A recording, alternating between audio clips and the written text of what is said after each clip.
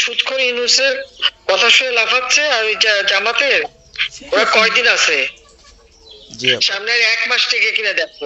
আপা আমার চিনছেন, আমি ছাত্রলীগের যুগ্ম আহ্বায়ক গোপালগঞ্জ সদরে আপা। হ্যাঁ, আপা আপনাকে খুব মিস করতেছি আপা। আপা দেশের অবস্থা তো খুবই খারাপ আপা। খুবই খারাপ। সবার উপরে শুরু করছে এখন খুন করা। আপা আর ওই যে আজকে গতকালকে রাতে তো আপনার পার্টি অফিস থেকে 6 জনকে গ্রেপ্তার করছে, মানে গোপালগঞ্জের পার্টি অফিস থেকে আপা। আপনি নিউজ জানেন কিনা আপা? আমরা তো বাড়িতে ঘুমাইতে পারতেছি না আপা। এটা প্রশাসন খুব মানে খারাপ করতেছে, যৌথ বাহিনী অভিযান করতেছে আপা, এই অবস্থা। হ্যাঁ, ওখানে তো একজন শিবির আর একজন হলো ছাত্র দল, তাদেরকে বসাইছে এখন গোপালগঞ্জে। জি আপা, এটা আসলে গোপালগঞ্জে এখন আপা আমার আমার আসলে আপনার সাথে অনেকদিন ধরে কথা বলার ইচ্ছা ছিল, বাট আপনি ধরছেন, অনেক ধন্যবাদ আপা।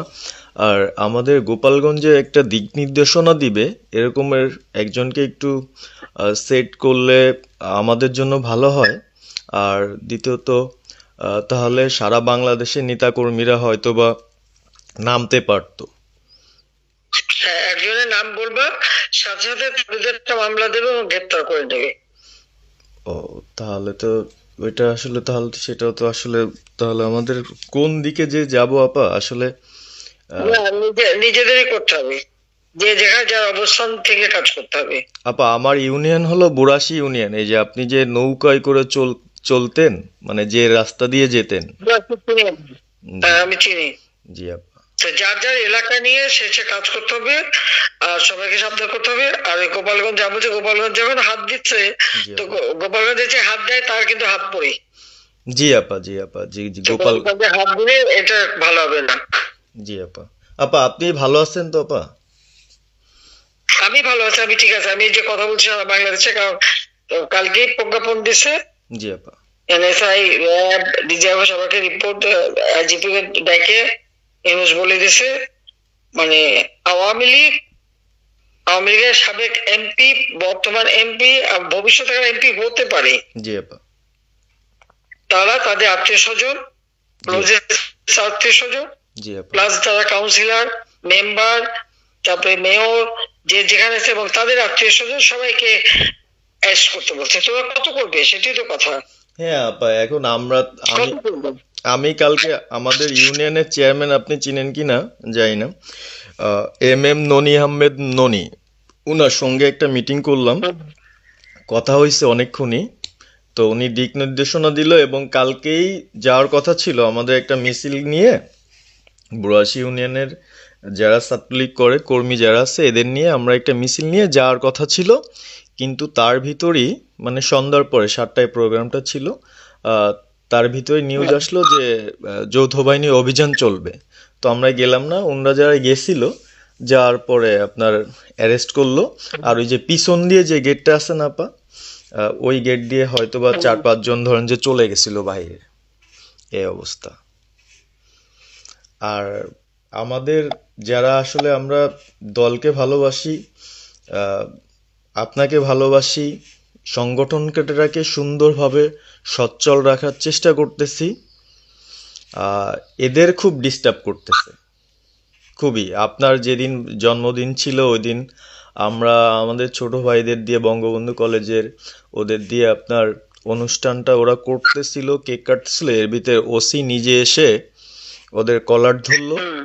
মানে খুব অ্যাক্টিভ যে 4-5 জন ছেলে আছে, হিমেল, তারপর বাপ্পি, রেয়াজ, সাকিব,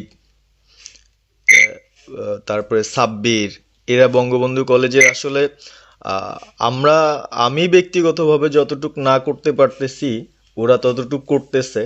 এবং আমরা একটা মশাল মিছিলও করলাম সেদিনও আপনার। আর্মি আমাদের পরবর্তীতে ওদের বাসায় যে ঝামেলা করলো, আমি একদম সামনে ছিলাম, আমি আপনার ওই ছবিটা পাঠাইছি, আপনি দেখছেন হয়তোবা। আর প্রত্যেকটা মিছিল মিটিং ইনশাল্লাহ আপা থাকি, কিন্তু এলাকার এমন একটা পরিস্থিতি সৃষ্টি হচ্ছে, সেটা হলো আপনার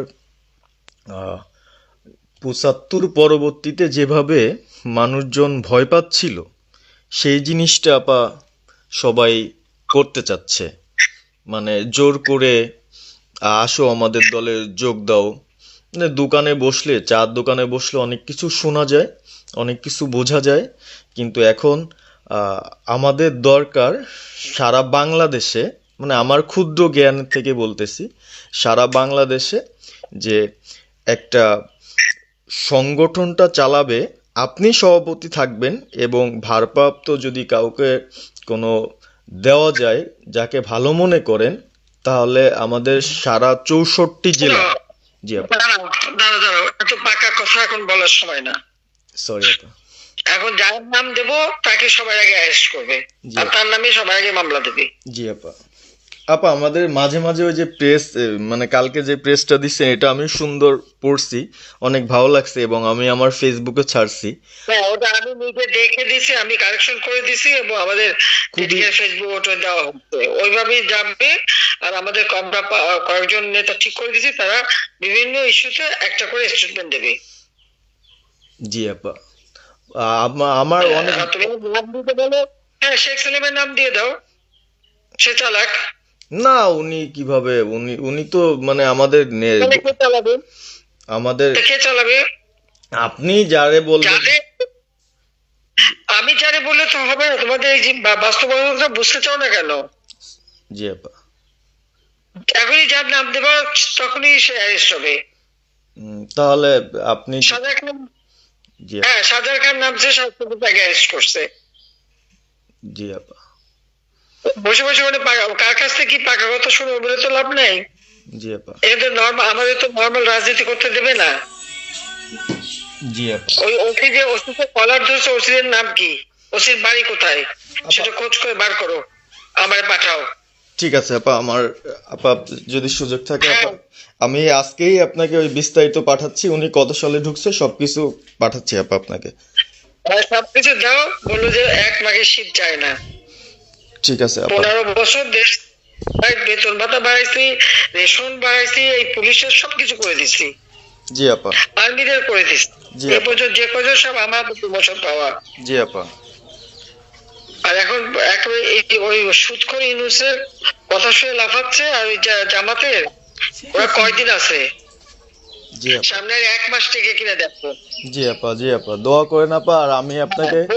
1 মাস আগে কিনা দেখো, তখনই আপনারা যারা বেশি বাড়াবাড়ি করেন কোথায় যাবেন সেটা বুঝে নিয়েন। জি আর এই তালিকা সব করে রাখো। আপা। আর যারা এই যে ঘর বাড়ি ভাঙা পোড়ানো, তাদেরকেও হিসাবটা নাম রাখো, এবার যেন ভুল না হয়, পরে এর চাচা, ওর মামা, ওর শ্বশুর, ওর শাশুড়ি, এইগুলি যেন না হয়। আপা। এবার গুইনে গুইনে গুইনে গুইনে হিসাব নেওয়া হবে। জি আপা। জি আপা। আমি গত 2001 কিচ্ছু বলিনি, আমি 2009 সরকার এসেও আমি ওসব কাউকে কিছু বলিনি, আমি দেশের উন্নয়ন করছি। আল্লাহ এরপরে যদি আল্লাহ যদি সুযোগ দেয়, তার আগে যারা আমার নেতা কর্মীকে হাত দিচ্ছে, কোপায় কোপায় ছাত্রলীগে মারতেছে, প্রত্যেকের এক একটা শিক্ষা আমি দিয়ে ছাড়বো। আর